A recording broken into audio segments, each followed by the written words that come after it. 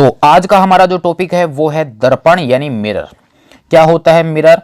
तो जब किसी समांगी पारदर्शी कांच के एक पृष्ठ पर पॉलिश कर दी जाती है तो इस प्रकार प्राप्त व्यवस्था को दर्पण कहते हैं। यानी कांच भी ऐसा हो जो पारदर्शी हो और समांगी माध्यम का हो, यानी वो जो कांच ले रहे हैं वो भी समांगी होना चाहिए, यानी उसके हर पॉइंट के ऊपर घनत्व समान होना चाहिए हर पॉइंट के ऊपर। यहाँ पर जिस सिरे के ऊपर पॉलिश की जाती है उसमें पॉलिश आपके सिल्वर ब्रोमाइड की जाती है, ये आपको ध्यान रखना है। मिरर जो होते हैं वो दो टाइप के होते हैं, एक तो हमारे पास में प्लेन मिरर और एक होता है स्फेरिकल मिरर, यानी समतल दर्पण और गोलीय दर्पण।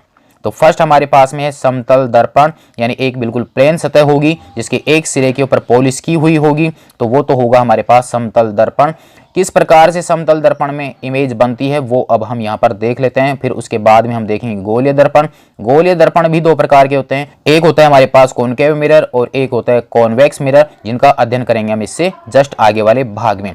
नेक्स्ट हम यहाँ पर समतल मिरर के द्वारा जो इमेज बनती है उसका हम डायग्राम देखते हैं कि माना कि हमारे पास कोई ये समतल मिरर है जिसके एक पृष्ठ के ऊपर पॉलिश की हुई है और यहाँ पर हम एक क्षैतिज लाइन का निर्माण कर लेते हैं जो कि इस पॉइंट के लिए इसका अभिलंबी हो जाता है। ध्यान रखना 90 डिग्री का एंगल बन रहा है।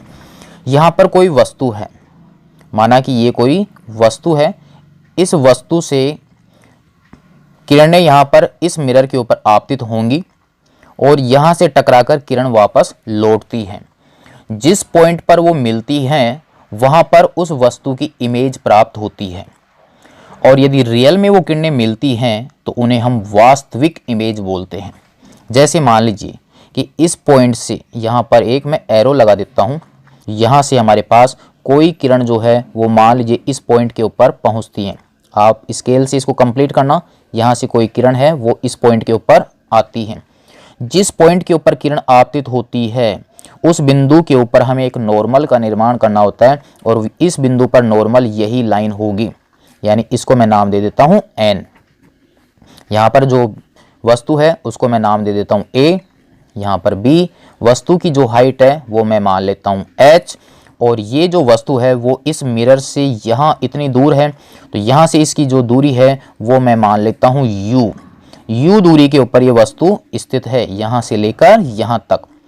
तो अब हमारे पास परावर्तन के नियम के अनुसार आपतित किरण, अभिलंब और परावर्तित किरण एक ही तल में होनी चाहिए, तो यानी ये इस तल में से आ रही थी तो तीनों इसी में होंगी। तो ये हो गया इसका आपतन कोण, और परावर्तन के सेकंड नियम के अनुसार आपतन कोण का मान परावर्तन कोण के बराबर होता है। तो यहाँ पर जितने एंगल से ये आ रही है उतने ही एंगल से किरण लौटेगी, ये हो जाएगा इसका परावर्तन कोण यानी r।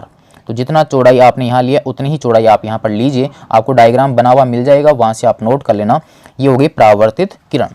माना कि हमारे पास कोई दूसरी किरण है वो यहाँ इस बिंदु पर आके गिरती है, इस बिंदु पर आके आपतित होती है, तो इस बिंदु के ऊपर अब हमें क्या करना है, अभिलंब का निर्माण करना है इस प्रकार से। तो ये इसका आपतन कोण, यहाँ से देखिए एंगल कम है तो ये किरण इस प्रकार से लौटेगी। तो ये हमारे पास परावर्तित किरण है, दोनों की दोनों किरण जो हैं आगे फैलती ही जा रही हैं। इस साइड में अगर ये आगे बढ़ती हैं तो कभी भी नहीं मिलेंगी। तो इसका मतलब अगर हम चाहें तो इनको पीछे बढ़ाकर इनको मिला सकते हैं, यहाँ पर पीछे बढ़ाकर हम इसको मिला सकते हैं। तो पीछे की ओर बढ़ाने पर ये किरणें मिलती हुई प्रतीत होती हैं और जिस बिंदु पर ये मिलती हुई प्रतीत होती हैं वहीं पर बनता है उसकी इमेज। तो आप यहाँ पर ये बन जाएगी इसकी इमेज, इसको मैं नाम दे देता हूँ a' और इसको नाम दे देता हूँ b'। और यहाँ पर जो इमेज बनी है उसकी हाइट मैं दर्शा देता हूँ h' से, और मिरर से ये इमेज जितनी दूरी पर बनती है उसे मैं दर्शा देता हूँ v से, जो कहलाएगी इमेज की दूरी। u है आपके बिंब की दूरी, ये आपतित किरण, ये हो गई आपकी परावर्तित किरण, और ये बन जाएगा इसका प्रतिबिंब जो कि पीछे की ओर ले जाकर मिलाने पर मिलता हुआ प्रतीत होता है। तो एक तरह से हमारे पास ये जो इमेज बनेगी वो रियल में नहीं बनेगी बल्कि काल्पनिक रूप से बनती है, जिसे हम काल्पनिक प्रतिबिंब या आभासी प्रतिबिंब कहते हैं।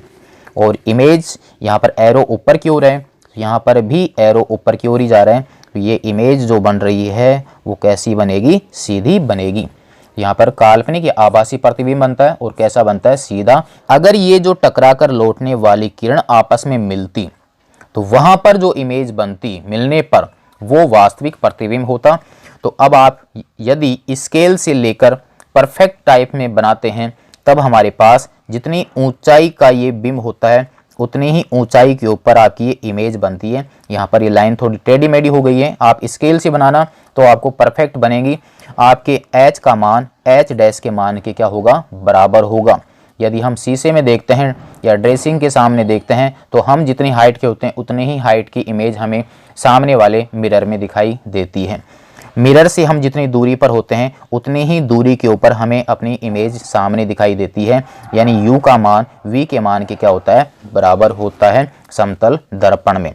तो समतल दर्पण से रिलेटेड कुछ फैक्ट हमारे को पता चल गए कि u का मान v के मान के क्या होता है, बराबर। आपके सामने डायग्राम है जिसको मैं दिखा देता हूँ किस प्रकार से बनेगा। ये होगा आपके पास परफेक्ट डायग्राम, आप यहाँ से देख सकते हो h और h डैश बराबर है, u और v आपके बराबर है। तो स्केल से अगर आप लाइनें कंप्लीट करोगे तो आपको परफेक्ट डायग्राम प्राप्त होगा। तो ए बी आपके बिंब, ए डैश बी डैश प्रतिबिंब है, u बिंब की दूरी, v प्रतिबिंब की दूरी, h बिंब की ऊंचाई, h डैश प्रतिबिंब की ऊंचाई, और आपके पास में जो m डैश है वो समतल दर्पण है। तो कंप्लीट आपके ये डायग्राम बन जाता है एक मिरर के लिए। तो समतल दर्पण से संबंधित कुछ फैक्ट जिनके बारे में हम जान लेते हैं। फर्स्ट है कि समतल दर्पण से सदैव आभासी या काल्पनिक प्रतिबिंब बनता है। समतल दर्पण में बिंब की दूरी u प्रतिबिंब की दूरी v के हमेशा क्या होती है, बराबर, यानी दर्पण से हम जितनी दूरी पर होते हैं हमारी इमेज भी उतनी ही दूरी पर बनती हुई प्रतीत होती है। समतल दर्पण से बने प्रतिबिंब की ऊंचाई h डैश बिंब की ऊंचाई h के बराबर होती है, यानी जितनी हाइट की वस्तु होगी उतनी ही हाइट की इमेज हमें दिखाई देती है मिरर में। दूसरा फैक्ट इसमें यह भी होता है कि समतल दर्पण में बने प्रतिबिंब का पार्श्व परिवर्तन होता है, यानी उसका दायां भाग बाईं ओर दिखाई देता है जबकि बायां भाग दाईं ओर प्राप्त होता है, जिसे कहते हैं पार्श्व परिवर्तन। नेक्स्ट हमारे पास में है कि समतल दर्पण की वक्रता त्रिज्या एवं फोकस दूरी अनंत होती है। यह आपके ध्यान रखना, एक नंबर का प्रश्न बना सकते हैं प्रश्न के अंदर ही कि समतल दर्पण की वक्रता त्रिज्या और फोकस दूरी कितनी होती है, अनंत होती है। किसी बिंब का संपूर्ण प्रतिबिंब प्राप्त करने के लिए, यानी समतल दर्पण के द्वारा जो इमेज प्राप्त होगी वो पूरी की पूरी इमेज प्राप्त हो, उसके लिए दर्पण का जो आकार है वो बिंब के आकार का कम से कम आधा होना चाहिए। यदि मान लीजिए मिरर के सामने 1 मीटर की कोई वस्तु रखी हुई है तो 1 मीटर की वस्तु को पूरा देखने के लिए मिरर की जो हाइट है वो कम से कम आधा मीटर होनी ही चाहिए, तब हमें वो पूरी वस्तु दिखाई देगी। ये हो गया हमारे पास प्लेन मिरर से संबंधित कुछ पॉइंट, दर्पण का डायग्राम और उससे संबंधित कुछ फैक्ट जिनके बारे में हम जान चुके हैं। नेक्स्ट हमारे पास में है कुछ परिभाषाएं प्रतिबिंब की, वास्तविक प्रतिबिंब की, आभासी प्रतिबिंब क्या होंगे उनके बारे में हम यहाँ पर जान लेते हैं। इमेज किसी वस्तु से चलने वाली किरणें परावर्तित या अपवर्तित होकर, क्योंकि नेक्स्ट हम यहाँ पर अपवर्तन की घटना का भी अध्ययन करेंगे, तो परावर्तित या अपवर्तित होकर जिस बिंदु पर मिलती हैं या मिलती हुई प्रतीत होती हैं वहाँ वस्तु की अनुभूति होती है, वहाँ पर लगता है कि वस्तु वहाँ पर उपस्थित है, तो उसे ही उस वस्तु का प्रतिबिंब कहते हैं। ये प्रतिबिंब जो है वो 2 प्रकार का होता है, एक तो होगा वास्तविक प्रतिबिंब, रियल इमेज। इसके अनुसार क्या है कि जब प्रतिबिंब परावर्तित या अपवर्तित किरणों के वास्तविक रूप से मिलने पर बनता है तो उसे वास्तविक प्रतिबिंब कहते हैं, यानी अपवर्तित या परावर्तित होकर किरणें वास्तव में मिलती हैं तो उसे हम वास्तविक प्रतिबिंब कहते हैं। इसे हम पर्दे के ऊपर प्राप्त कर सकते हैं। वास्तविक प्रतिबिंब सदैव उल्टे बनते हैं, ये आपको ध्यान रखना है। आभासी या काल्पनिक प्रतिबिंब, वर्चुअल इमेज, जब प्रतिबिंब परावर्तित या अपवर्तित किरणों को पीछे बढ़ाने से बनता है, यानी रियल में वो लाइनें मिलती नहीं हैं, वो किरणें मिलती नहीं हैं बल्कि उनको पीछे ले जाकर मिलाना पड़ता है, तो वहाँ पर एक तरह से आभासी प्रतिबिंब प्राप्त होता है। इसे पर्दे पर प्राप्त नहीं किया जा सकता। आभासी प्रतिबिंब सदैव सीधे बनते हैं। नेक्स्ट अब हम देखेंगे स्फेरिकल मिरर के बारे में, यानी गोलीय दर्पण के बारे में।